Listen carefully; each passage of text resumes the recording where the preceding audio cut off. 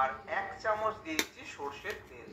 তো সবই দেওয়া হয়ে গেছে। এবার খুব ভালো করে সবকিছুকে মেখে নিতে হবে। মসুর ডাল এইভাবে সবকিছুর সাথে হাত দিয়ে আমি মেখে নেব। আর এই মাখাটা 1 মিনিট সময় ধরে খুব ভালো করে মেখে নেবে। দেখো খুব ভালো করে কিন্তু আমি 1 মিনিট সময় ধরে এই মসুর ডালটাকে মেখে নিলাম। তো মসুর ডালটাকে মেখে নেওয়ার পর এটাকে আমি একটা অন্য বোলের মধ্যে নিয়ে নেব। ওই কড়াইকে ভালো করে পরিষ্কার করে নিয়ে এবার ওই কড়াইয়ের মধ্যে আমি দিয়ে দিলাম সরষের তেল। সরষের তেলটা গরম হয়ে গেলে কালো জিরে ফোড়ন দিয়ে দিয়েছি। আর দিয়ে দেবো দুটো শুকনো লঙ্কা ফোড়ন। শুকনো লঙ্কা দুটোকে ফাটিয়ে আমি এরকম ভাবে দিয়ে দিলাম। আর দিয়ে দেবো রসুন কুচি। তো এখানে 5-6টা রসুনের কোয়া আমি এভাবে কুচি করে দিয়ে দিয়েছি। একটু ভালো করে ভেজে নেওয়ার পর হাতে মাখা যে মসুর ডাল সেটা আমি দিয়ে দিলাম। তো এই হাতে মাখা সবকিছুর সাথে মসুর ডালটা দিয়ে এই সরষের তেলের মধ্যে 2 মিনিট খুব ভালো করে ভেজে নেব।